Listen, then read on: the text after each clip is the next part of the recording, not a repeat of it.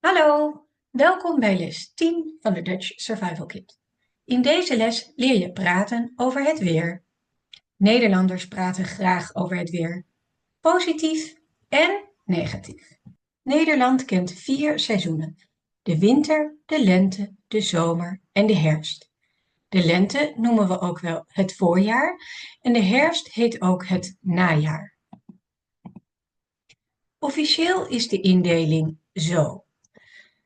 De maanden december, januari en februari zijn de winter, maart, april en mei de lente, juni, juli en augustus de zomer en september, oktober en november de herfst.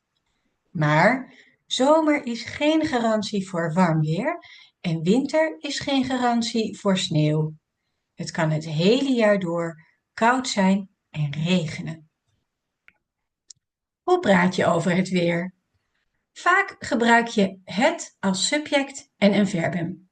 Het regent, het waait, het stormt, etc.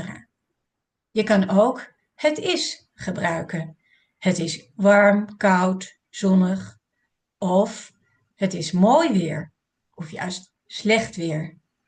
Als het zonnig is, kan je ook zeggen de zon schijnt. Als het koud is en regent, kan je zeggen het is guur weer. Positieve zinnen over het weer zijn verder: het is lekker weer, lekker weertje, heerlijk weer. Negatief zijn bijvoorbeeld: wat een vies weer of rot weer. De temperatuur zeggen we in graden Celsius. Het is 20 graden of het is 5 graden onder nul. Het regent vaak in Nederland, dus we hebben heel veel woorden voor regen. Motregen, miser, regenbui, stortbui, plensbui, wolkbreuk. Neerslag is een algemeen woord voor alles wat naar beneden komt, dus ook sneeuw.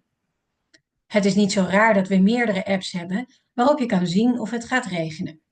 Buienradar en buienalarm bijvoorbeeld, of de app van KNMI. Maar Nederlanders zeggen ook: ik ben niet van suiker, dus we doen een regenpak aan of nemen een paraplu mee en stappen gewoon op de fiets. Voor wind gebruiken we de schaal van Beaufort. Het is windkracht 4.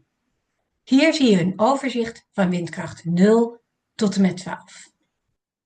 Dit was de laatste les van de Dutch Survival Kit.